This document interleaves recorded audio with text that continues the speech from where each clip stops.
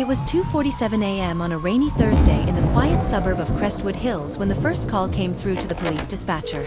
A woman's voice, trembling and soaked in terror, gasped through the line. "There's blood. Everywhere. I think he's dead." Within minutes, the sleepy neighborhood that usually echoed with the chirping of crickets was painted in the flashing blues and reds of emergency lights. The rain turned the asphalt into a mirror of chaos, reflecting the silhouettes of officers moving with urgency, yellow tape fluttering in the damp wind. Detective Marissa Lane stepped out of her unmarked car, umbrella in hand, her eyes narrowing as she scanned the two-story brick house that stood in eerie silence. The front door hung open, splintered at the frame, a sign of forced entry or something far worse. Inside, the air was thick with a metallic scent of blood and something faintly sweet. Maybe spilled wine, maybe perfume. The living room was a battlefield frozen in time. A shattered glass table, a toppled lamp, red footprints leading toward the hallway. On the floor lay a man in his late 30s, face pale, throat slashed with chilling precision. His hand clutched a torn photograph, the edges wet and smudged, showing a smiling couple, him and a woman, maybe his wife.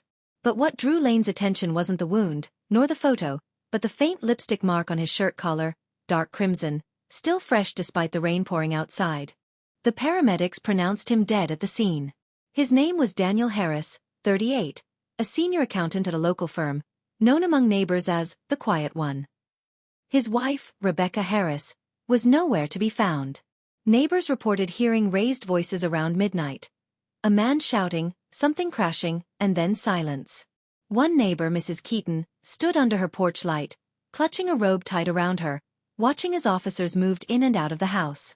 "They were such a lovely couple," she murmured to a reporter. "Always smiling. Always together."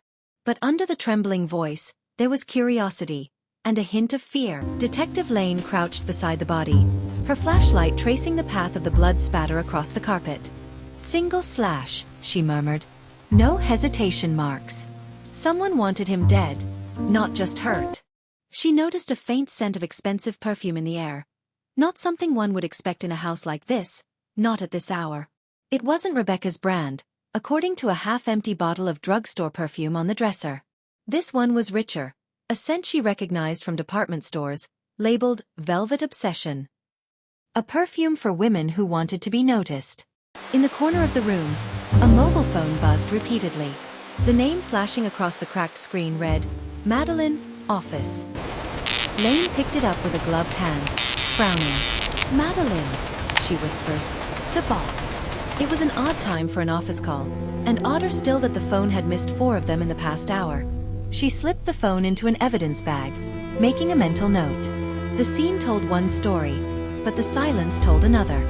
As the coroner's team zipped Daniel's body into a black bag, rain continued to fall, mixing with the blood that trickled down the front steps.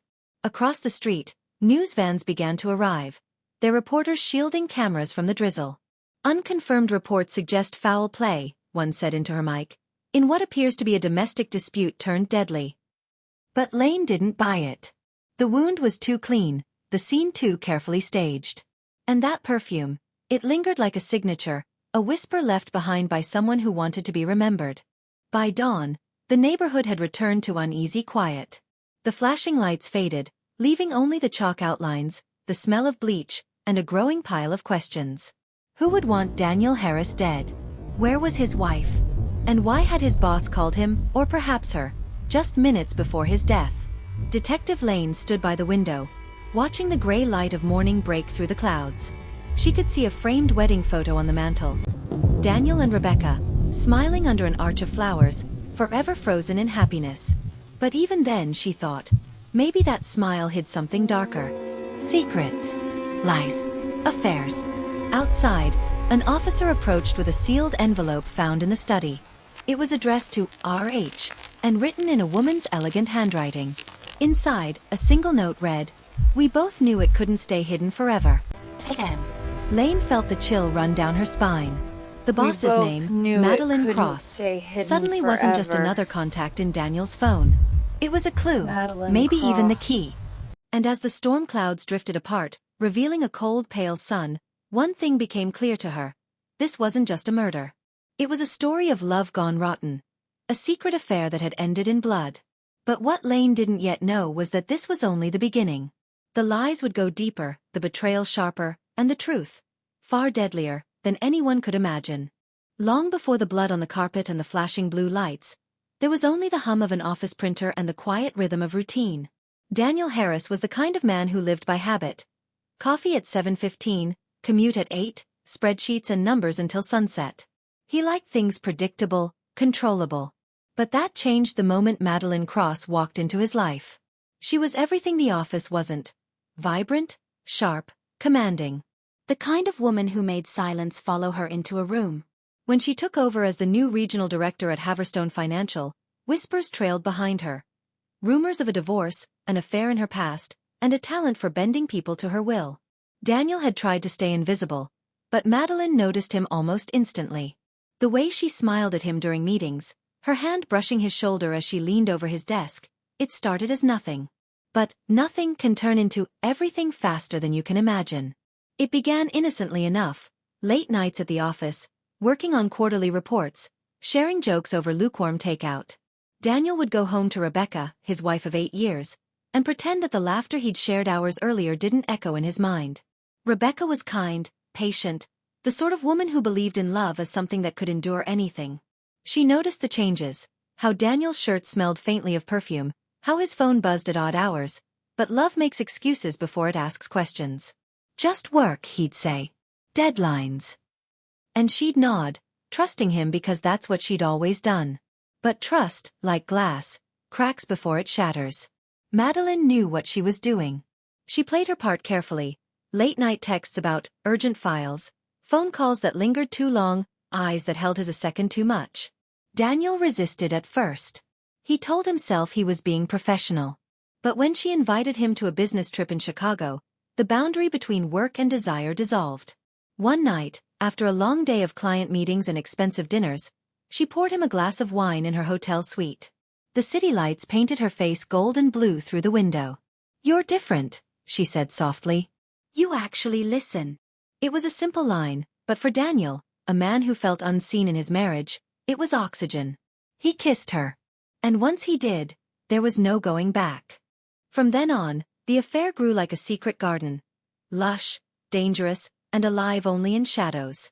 They met in hotel rooms and whispered in empty hallways. Daniel would delete texts, clear call logs, lie about business meetings that never existed. Madeline was intoxicating, confident, dominant, unpredictable. She made him feel powerful, yet completely at her mercy. But affairs aren't built on love. They're built on the thrill of being caught. And deep down Daniel knew it. Every time he came home to Rebecca, guilt gnawed at him. Every lie made his reflection in the mirror a little more unrecognizable. Still he couldn't stop. Madeline had a pull he couldn't resist, and she knew it too. "You're mine now," she whispered once, after they'd met in her office late one evening. "Don't pretend otherwise." But beneath the passion, a darker current was beginning to flow. Madeline was demanding, possessive, even cruel. She wanted Daniel's time, his attention, his life. When he tried to pull away, she reminded him of the emails, the messages, the hotel receipts. "If your wife ever saw these," she'd say with a smirk, "your perfect little world would crumble." It wasn't love anymore. It was control. Daniel found himself trapped, between a wife who loved him and a woman who owned him. He started drinking, missing work, and lying more often than he told the truth. Rebecca noticed. The man she'd married was slipping away, replaced by someone distant, secretive, and cold. And then came the night that would change everything. Rebecca had found something, a message on his phone that he'd forgotten to delete. Just 3 words from Madeline. "I need you. Now." The confrontation that followed was volcanic. Tears, shouting, accusations. Daniel swore it was over. Begged for forgiveness. Rebecca threw him out of the house that night, but by morning, she'd called him back, saying she wanted to talk.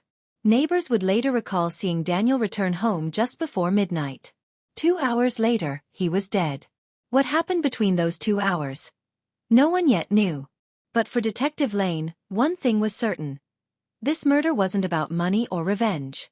It was about love twisted into obsession, and an affair that had finally reached its breaking point. By sunrise, the Harris residence was cordoned off, buzzing with forensic teams and reporters hungry for a headline. The rain had washed away most of the footprints outside, but inside the house, the evidence was whispering secrets. Detective Marissa Lane stood in the kitchen, her gloved fingers tracing over a shattered wine glass on the counter. 2 glasses, not one. One with lipstick, dark crimson, matching the mark found on Daniel's shirt. "He wasn't alone," she murmured. The medical examiner confirmed what Lane had already suspected. The wound was deep, angled from behind, suggesting the killer was someone Daniel trusted enough to turn his back on. The estimated time of death, between 12:20 and 12:45 a.m. The timeline fit too perfectly. Neighbors heard shouting around midnight, followed by silence. The wife, Rebecca, hadn't been seen since then.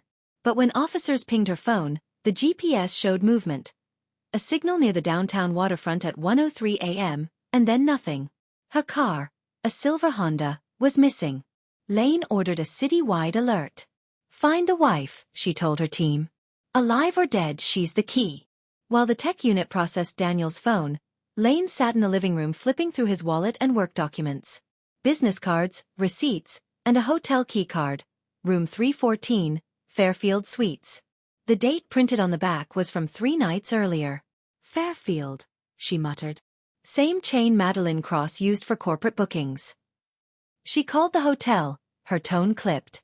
Within an hour, surveillance footage confirmed what she feared. Daniel and Madeline had checked in together at 9:40 p.m., stayed for nearly 2 hours, and left separately. It wasn't speculation anymore. It was proof. The affair was real. And if Rebecca had found out, it was motive enough for murder. But Lane wasn't ready to close the case that easily. Something about the crime scene didn't feel like a jealous spouse's rage. There was no struggle beyond the initial attack, no chaotic stab wounds, no overkill, hallmarks of crimes of passion. This was clinical, deliberate. Someone wanted this to look like a domestic blow-up, she told her partner, Detective Ruiz. But whoever did this knew exactly what they were doing. Ruiz frowned. "You think the boss?" Lane nodded slowly. "Maybe. Or maybe both of them." At 10 a.m., Madeline Cross was brought in for questioning. She arrived impeccably dressed, a stark contrast to the exhaustion on everyone else's faces. Her eyes were shielded by dark sunglasses. Her lips painted the same deep red Lane had seen on Daniel's collar. "I heard about Daniel," she said softly, removing her glasses. "It's horrible. I can't believe it." Lane studied her, expression unreadable. "When was the last time you saw him?" she asked. Madeline hesitated, just for a second, but Lane noticed. 2 days ago, she said. "We had a work meeting." The detective slid the hotel keycard across the table. "Fairfield Suites. Room 314. 2 nights ago." The room fell silent. Madeline's fingers twitched, but she quickly composed herself. "We were going over quarterly budgets," she said. "It was late. Nothing happened." Her voice was calm, but her pulse, visible at the base of her throat, betrayed her. Lane leaned back. "You called him 4 times last night." Madeline's jaw tightened. "Yes. He told me his wife found out. He sounded scared. I was worried." "Worried enough to drive to his house?" "I didn't." "Anyone who can confirm that?" Madeline smiled faintly. "You're fishing, detective."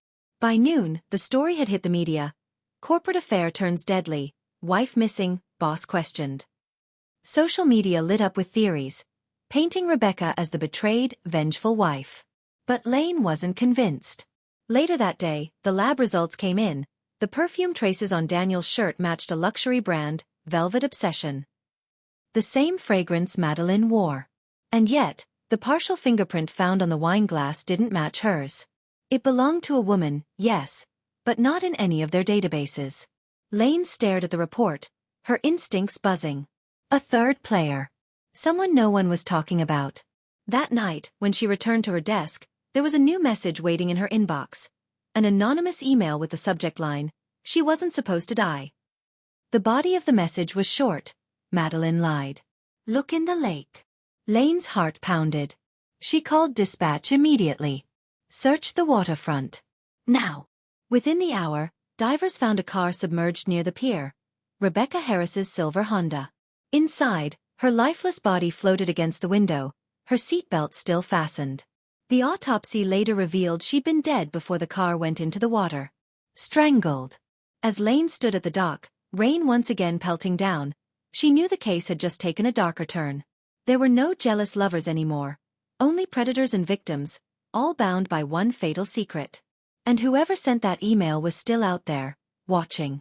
The discovery of Rebecca Harris's body changed everything.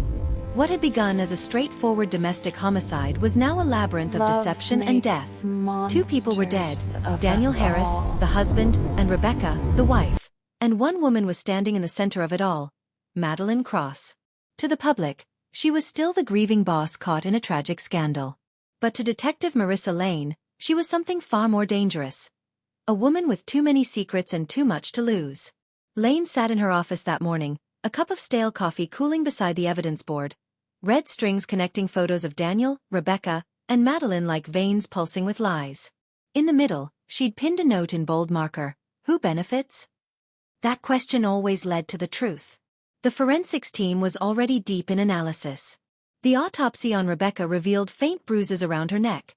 Not the wild marks of an impulsive attack, but precise, calculated pressure. Whoever had killed her knew how to control their strength. The strangulation had been clean, almost practiced. Lane knew that kind of control didn't come from rage. It came from intent. The toxicology report added another layer. Trace amounts of sedatives in Rebecca's bloodstream. She'd been drugged before she was killed. Someone wanted her quiet, compliant. That detail chilled Lane. It wasn't just murder. It was orchestration. By noon, Lane had obtained a warrant to dig deeper into Madeline Cross's past. What she found was a trail of patterns and victims. 2 years earlier, in Boston, Madeline had been investigated for workplace harassment. A junior employee, male married, had accused her of manipulation and coercion. The complaint disappeared quietly after a settlement and his sudden resignation. Lane traced further back. Another man, another affair, another incident. Each time, Madeline walked away untarnished. Her victims vanished into obscurity. "She builds them up," Lane muttered to Ruiz, flipping through the files, "then destroys them when they stop serving her." But the question remained, how did Rebecca fit in? If Madeline had killed Daniel out of jealousy, why kill the wife too? It didn't make sense, unless Rebecca had known something that could ruin her. Lane revisited Daniel's phone logs. Among the deleted messages, the digital forensics team recovered fragments of a conversation. One between Rebecca and an unknown number saved under the name Grace. The messages were damning. "Rebecca, I know about them. She'll pay for this." Grace, "Careful. She doesn't forgive." Rebecca, "Then I won't give her the chance." The number traced back to a disposable phone purchased 2 weeks before the murders. No name, no registration. But the GPS history told a story. The same device had been at the office parking lot, the Harris home, and the waterfront, all on the night of the murders. Lane's pulse quickened. So there was someone else there, she said. A fourth person. That night, while reviewing surveillance from a nearby gas station, Lane caught a break. At 12:18 a.m., just minutes before Daniel's death, a car matching Madeline's black Mercedes pulled up to a pump 2 blocks from the Harris house. The footage showed Madeline behind the wheel, and someone in the passenger seat, their face obscured by a hood. The timestamp aligned perfectly with the timeline of both murders. Lane froze the frame and zoomed in. On the passenger's wrist was a bracelet. Silver, engraved with initials barely visible under the glare of the station lights. GC. Grace, Lane whispered. She dug into company records. There it was, Grace Connolly, 31, Madeline's personal assistant. Hired less than 6 months ago, no prior employment record, no family listed. A ghost. When Lane pulled Grace's personnel file, her stomach turned. Attached to it was a recommendation letter signed by Madeline herself, and a photo that made everything click. Grace wasn't just an assistant. She was Madeline's shadow, younger, impressionable, and, Lane suspected, in love with her. Grace was the accomplice, Lane said in the briefing the next morning. Madeline manipulates. Grace executes. Daniel wanted out. Rebecca found out. They both had to be silenced. Ruiz frowned. You think Grace killed them? Not alone. Lane replied. Grace doesn't strike me as a killer. But Madeline? She knows how to pull strings. The team issued a bolo for Grace Connolly, but she had vanished. Her apartment was empty, her phone disconnected, her bank accounts drained. However, one thing was left behind. A note pinned to the refrigerator door in neat handwriting. I did it for love. She promised me forever. Lane stood in the darkened apartment that night, the note trembling in her hand. Outside, the city buzzed like nothing had happened, but she could feel it. This wasn't the end. Somewhere out there, Madeline Cross was watching it all unfold, calm and composed, the spider at the center of a web she'd spun long before the first drop of blood was spilled. And as Lane looked out over the flickering city skyline, she whispered to herself, "Love makes monsters of us all." 3 days after Rebecca's body surfaced, the city felt tense, as if everyone could sense that something monstrous was still loose in its streets. Every newspaper headline screamed, "Killer still at large," and every talk show host dissected the love triangle gone wrong. But Detective Marissa Lane wasn't sleeping. Not even pretending to. The clues were too sharp, the patterns too deliberate. Madeline Cross had spun a web of charm and control around everyone she touched, and Grace Connolly was the one thread still dangling free. Lane knew if she could find Grace, the whole web would collapse. At 2:12 a.m. on the fourth night, a 911 call came in from a roadside motel off Route 16. The night clerk, voice trembling, reported a woman in room 9 sobbing hysterically, claiming she didn't mean to kill anyone. Patrol cars rushed there, lights flashing against the peeling paint of the old building. When Lane arrived, Grace Connolly was sitting on the floor in the corner, wrapped in a motel blanket, hands trembling, mascara streaked like bruises down her cheeks. A half-empty bottle of pills lay beside her, a suicide note scrawled on a receipt. Lane knelt beside her quietly. "Grace," she said softly, "it's over." Grace looked up, her eyes hollow but aware. "No," she whispered, "it's never over with her." At the precinct, after a brief hospital clearance, Grace sat in the interrogation room beneath the humming fluorescent lights. Her voice was small, fragile, the kind that trembled between guilt and fear. "She said she loved me," Grace began, eyes fixed on the table. "She said I was different." Lane didn't speak, letting the silence pull the words out of her. Grace continued, her story spilling like poison from a cracked glass. She'd met Madeline 6 months earlier at a recruitment event. Madeline had seen her portfolio, offered her a job, and within weeks, Grace was working late nights, accompanying her boss everywhere. Dinners, conferences, private meetings. "She made me feel seen," Grace said. "She told me we were a team, that everyone else was jealous." But it hadn't taken long for that affection to harden into possession. "She said I owed her everything. That love means loyalty, no matter what she asked." When Daniel tried to end things, Madeline panicked. According to Grace, he'd threatened to expose their affair to the board, and worse, to Rebecca. "She said he couldn't be trusted anymore," Grace whispered. "That he was going to ruin her career, ruin both of us." So Madeline devised a plan, a confrontation, she called it. Grace was to drive her to the Harris home that night, wait outside, and make sure no one interrupted. But when Daniel opened the door, things escalated fast. Grace recalled hearing raised voices, then silence, then Madeline emerging minutes later, her coat spattered with blood. She looked calm, Grace said. Like it was just another meeting that went according to plan. Grace had wanted to go to the police, but Madeline threatened her. She said I was in it now. That the cameras saw my car, that the evidence would point to me. When Rebecca confronted Madeline later that night, through a call Grace overheard, Madeline ordered Grace to follow her. "We can't leave loose ends," she'd said. Grace sobbed as she told Lane what happened next. She met Rebecca at the waterfront under the pretense of explaining everything. Rebecca was distraught, trembling. "I tried to talk her down," Grace said, voice cracking. "But she screamed that she was going to tell the police. Tell everyone." Madeline was on speakerphone the whole time. She said, "Do it, Grace. If you love me, do it." And I did. Tears streamed down her face as she mimed the motion, her hands tightening around an invisible throat. She stopped moving.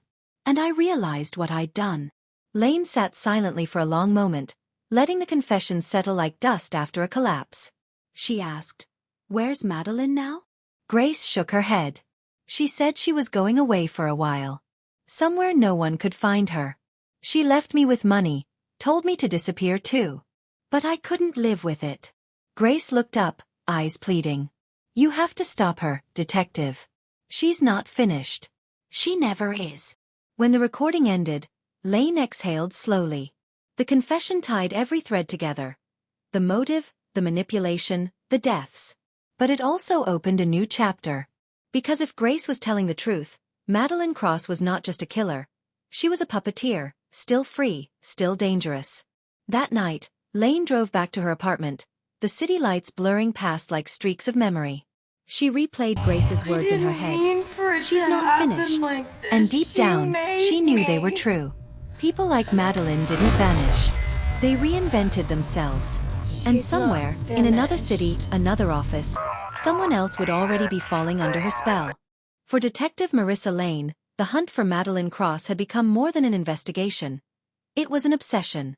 Every file, every fingerprint, every shadow of evidence pointed to a woman who didn't just run from her crimes but designed her escapes like a work of art. Lane had hunted killers before, but none like Madeline. Madeline wasn't just ruthless.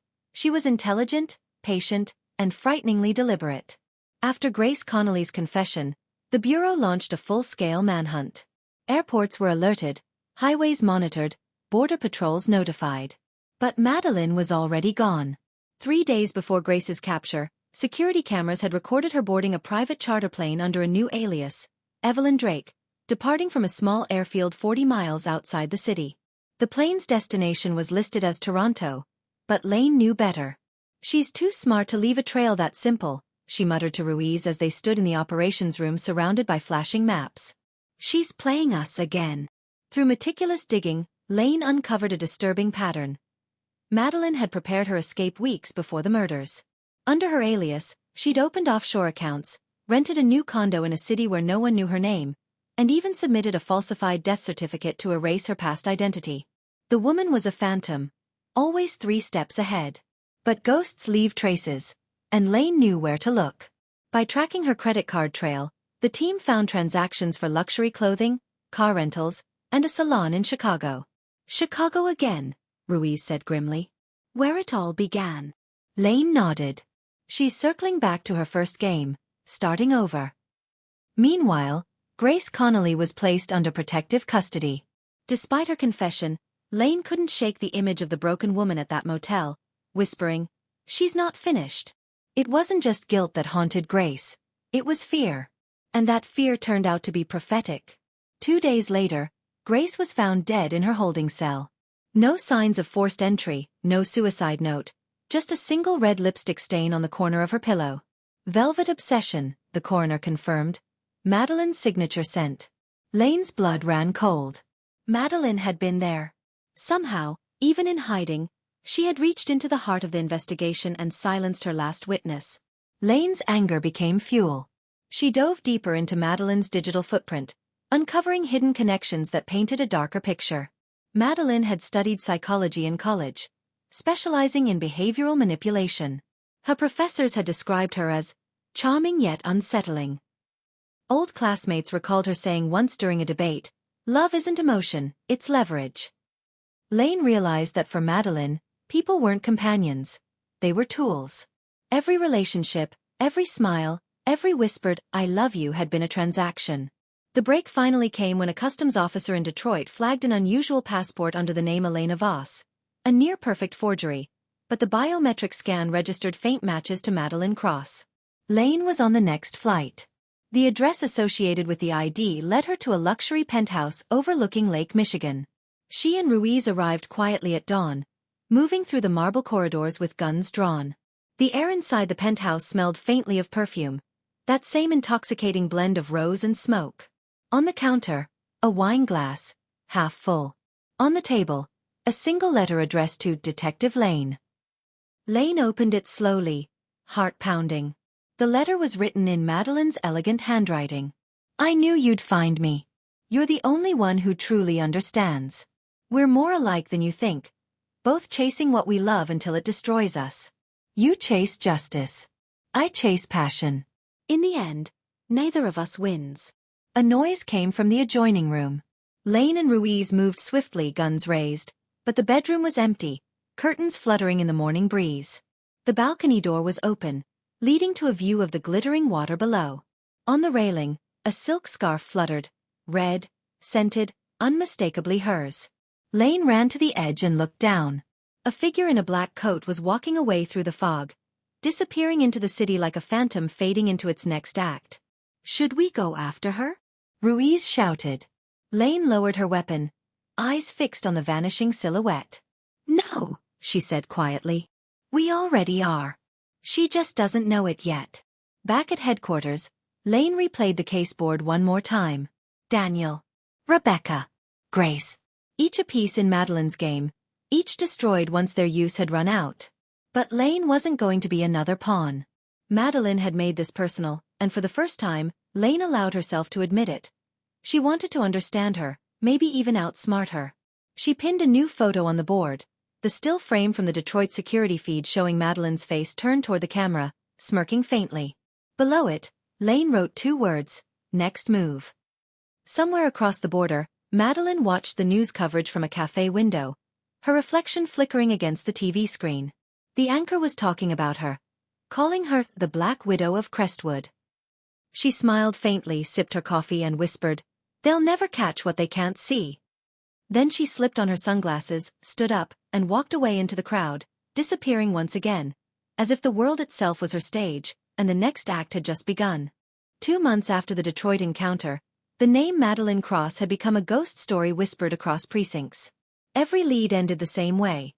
Dead ends, vanished witnesses, deleted footage. Lane's obsession with her deepened. The case had bled into her dreams, red lipstick smudges on glass, perfume lingering in empty rooms, whispers of "we're more alike than you think." She started keeping the case file in her apartment, studying it every night like scripture. Her walls were plastered with photos, timelines, and red thread connections that snaked like veins across the plaster. Ruiz worried about her, but Lane brushed it off. "She's still out there," she'd say. "And she wants me to find her." Then one night, the call came. A woman identifying herself as Evelyn Drake had booked a private gallery opening in Montreal. The credit card used was tied to one of Madeline's known aliases. Lane didn't hesitate. She was on a plane before dawn. The Montreal Art Collective was sleek, modern, filled with glass sculptures that shimmered like frozen tears. Lane walked through the exhibits in plain clothes, her eyes scanning every reflection, every face. And then she saw her, standing by a crimson sculpture shaped like a rose, sipping champagne, her smile the same as the one Lane had memorized from the crime scene photos. Madeline Cross. Or Evelyn Drake. Or whatever name she was living under now. "Beautiful, isn't it?" Madeline said without turning, her voice soft, melodic. "Red. The color of love, the color of death. It's strange how they look the same under the right light." Lane's hand rested on the small of her back, close to her holstered gun. "You don't have to run anymore, Madeline." Madeline turned, her eyes calm, her smile faintly amused. "Run?" "Darling, I'm not running. You're the one chasing ghosts." The gallery was empty except for them. 2 women circling each other like predators. Lane kept her voice steady. "Grace is dead. Rebecca. Daniel. You killed them all." Madeline's expression didn't change, but her eyes sparkled with something between pride and pity. "Grace killed out of love. Rebecca died because she threatened to expose us. Daniel destroyed himself. I just gave him a little push. You manipulated them." "I freed them," Madeline said, stepping closer. "They lived dull, passionless lives. I gave them meaning, the kind you only find when you stand on the edge of ruin." Lane felt anger coil in her chest, but she forced herself to stay composed. "You're under arrest." Madeline laughed softly. "No, detective. I'm exactly where I'm supposed to be." Before Lane could reach for her cuffs, Madeline snapped her fingers. 2 men in black suits appeared near the entrance, her private security. Lane drew her weapon instinctively. "Don't," she warned. But Madeline raised a hand, stopping them. "It's all right," she said gently, eyes never leaving Lane's. "Marissa, you don't understand. You think you're different from me, but you're not. You've spent months breathing my name, chasing my shadow, dreaming of me. Tell me, when's the last time you lived for anything else?"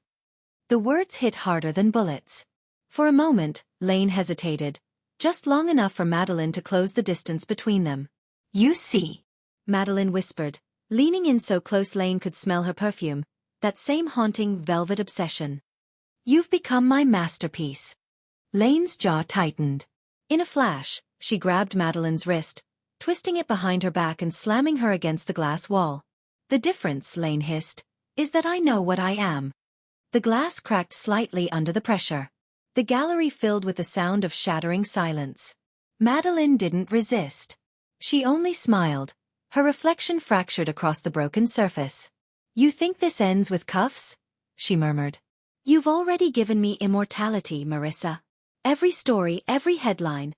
My name will outlive you." Lane pressed the cuffs on her wrists. "Not if I bury it first." As officers swarmed the gallery, Madeline was led away, still calm, still composed, like a queen leaving her throne. But as she passed Lane, she turned her head slightly and said, "We'll meet again. Maybe not in this life, but in the next obsession." The words chilled Lane to her core. Outside, as snow began to fall, Lane watched the patrol cars fade into the night. The case was over, at least on paper. But deep inside, she knew Madeline had planted something in her, a seed of understanding too dark to name. The hunter had caught her prey, yet somehow, the prey had infected her mind. As she turned to leave, she caught sight of a single crimson petal on the sidewalk, a fragment from the shattered sculpture. She picked it up, pocketed it, and whispered to herself, "It's never really over." And from the back seat of the police car, Madeline Cross smiled. The arrest of Madeline Cross made headlines across the world. Newspapers called her the Black Widow of Crestwood, and television anchors recounted her crimes with morbid fascination. The boss who seduced, manipulated, and murdered her way through love. Her courtroom appearances were theatrical, her demeanor unervingly calm. Dressed in elegant black suits, she never looked like a criminal. She looked like she was attending her own coronation. When the prosecution presented evidence, Daniel's blood-stained shirt, Rebecca's strangulation marks, Grace's recorded confession, Madeline only smiled. During cross-examination, when asked if she felt remorse, she tilted her head and replied, "Remorse is for those who lose control." "I never did." The courtroom gasped. Detective Lane, sitting in the front row, watched her every movement, every smirk, and realized something terrifying. Madeline wasn't defending herself, she was performing. The trial lasted 8 weeks. The jury deliberated for just 3 hours. The verdict: guilty on all counts, 2 murders, 1 conspiracy, and obstruction of justice. Life imprisonment without parole. The media celebrated the justice system's triumph, but Lane felt no victory. As Madeline was led away, she turned to Lane and mouthed the words, "You'll miss me." Lane pretended not to notice, but the words etched themselves into her memory like acid on glass. Months passed. The case closed. But Lane couldn't move on. She began seeing Madeline's face in reflections, hearing her voice in static. Sometimes, when she walked past a perfume counter, that familiar scent of velvet obsession would stop her cold. Her therapist called it post-traumatic fixation, a side effect of prolonged psychological warfare. But Lane knew it was something deeper. Madeline had found a way to live inside her, to haunt her even behind prison walls. Then, one morning, the call came. "You'd better come down here," the warden's voice said grimly. "It's about Cross."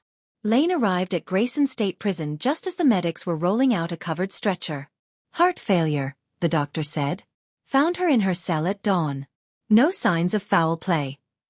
Lane stared at the body bag, the faint outline of Madeline's face visible beneath the sheet. Part of her wanted to feel relief, but instead she felt only emptiness. She turned to the warden. "Was anything left behind?" The warden nodded and handed her a small envelope sealed with red wax. The handwriting was elegant, unmistakable. Lane tore it open carefully. Inside was a single card that read, "Death is the final performance, darling. But every great actress needs an understudy. Look behind you."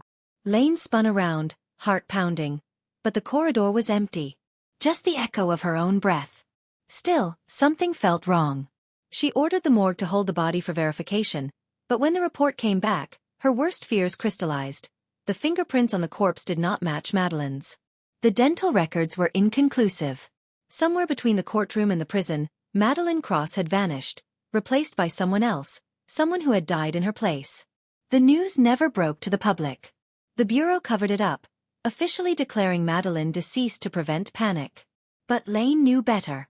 She spent nights combing through travel logs, facial recognition feeds, and border reports. Nothing. No trace. It was as if Madeline had dissolved into the air, leaving only her legend behind. And maybe that was the point. Some predators don't need to exist physically to continue their work. Their stories become their camouflage, their infamy a disguise. 1 year later, Lane was reassigned to a new case, a string of mysterious deaths across Europe. Each victim a man in a position of power, each death staged to look like passion gone wrong. And in every scene, the same chilling clue, a crimson lipstick mark, perfectly shaped, branded on glass. Lane felt her pulse quicken the moment she saw the first report. Velvet obsession. It couldn't be coincidence. She flew to Vienna to inspect the most recent scene herself. An art dealer found dead in his apartment, throat slit, a single white rose on his chest. On the wall, written in lipstick, were the words, "We all become what we love." Lane stood there for a long time, her hands trembling, until she smiled bitterly. "You always did love your messages, didn't you, Madeline?" As she turned to leave, her phone buzzed. No caller ID. Just a voice, smooth, familiar, dripping with satisfaction. "I told you, Marissa. It's never really over." Lane froze, her throat tightening as the line went dead. For a long time, she stared at the phone, the city lights of Vienna glowing through the window like distant fires. Somewhere out there, Madeline Cross, or whatever name she now wore, was alive, watching, waiting, perhaps already beginning her next act. Lane slipped the phone into her coat, her expression hardening into resolve. "Then the show goes on," she whispered, stepping into the night. And so it did.